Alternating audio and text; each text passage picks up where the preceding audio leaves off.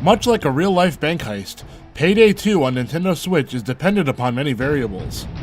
Are your fellow criminals worth their salt? Is each member of your team properly equipped for the job? Is proper communication being utilized?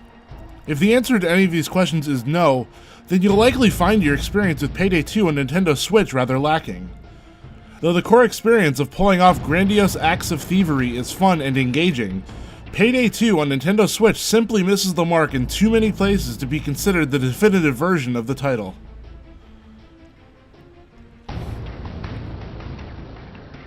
At its heart, Payday 2 is a cooperative, first-person shooter where the objective is to run bank heists, jewelry thefts, and other odd criminal jobs with a crew of 4.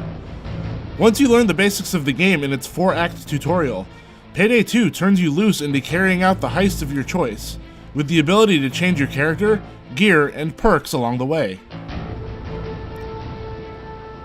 Ideally, the game should be played with 3 other human players so you get the most out of the experience. Payday 2 on Nintendo Switch lets you do this either via online or multi-system local multiplayer. The problem here is that, despite its online app being available for phones, Nintendo Switch still does not give players a simple, effective way to communicate with teammates. That means, unless you're teaming up with known friends and plan ahead of time to use services like Skype or Discord for team chatter, you'll be hard-pressed to effectively communicate with your fellow criminals. In one mission, I played with 2 human teammates, and it took us more than 15 minutes to figure out what our objective was and where to go, all because we couldn't communicate with each other. Playing locally is clearly the best way to communicate with your teammates, but that requires each player to have his or her own Switch and a copy of the game, which only increases the barrier to entry.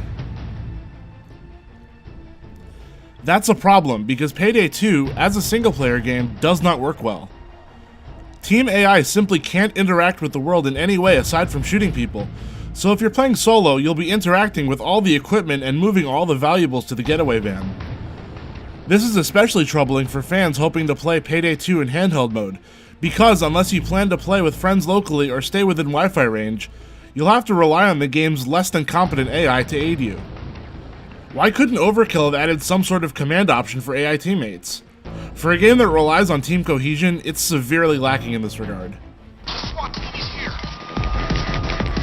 When you do have a full team of human players, however, Payday 2 shines. If each person comes equipped with the proper gear and items, your team can run like a well-oiled machine. If any of your crew is inept, however, you'll find the experience less enjoyable, as stopping your objective to heal a constantly dying teammate, for example, invariably puts a damper on the mission. As if all that weren't enough, one thing worth noting is that the Nintendo Switch version of Payday 2 is not the most up-to-date version of the game. The Day 1 version on Switch includes all the content updates released through mid-2017 on the PC version, which is also behind the Crime Wave edition released on PS4 and Xbox One. Publisher Starbreeze says the team had to port over the version that was current at the time of console submission, and promises future updates are still to come for the Switch version. Though that sounds promising, it is dismaying that players who pick the game up for Switch on Day 1 simply will not be playing the most updated version of the game. All these issues aside, in a vacuum, Payday 2 really is a fun game. The Kinetic gunplay feels great, and the dynamic of missions turning on a dime when you trip a security camera and police arrive can turn what could have been a pure stealth endeavor into an all-out firefight.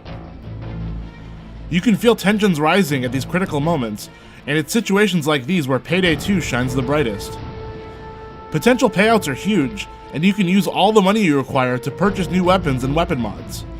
The game's perk system is varied and could really be used to your advantage, so you can take on heists with a greater risk-reward dynamic. Visually, Payday 2 is a mixed bag. While docked, the game runs at 1080p and 30 frames per second, but it doesn't look all that great. Textures look rather bland by 2018 standards, and character models suffer from the same. Additionally, when aiming down sights, distanced view doesn't snap into focus like one might expect it to, which is slightly disorienting. When in handheld, the game runs at 720p and 30 frames per second, and while the game's visuals do look better on the Switch's smaller screen, I did notice more frequent and severe frame rate dips than when docked. It's painfully clear that this is a port of a 360 or PS3 era game, and the fact that we're getting a game that very much looks like it was released in 2013 in the year 2018 doesn't help the game amid its other issues.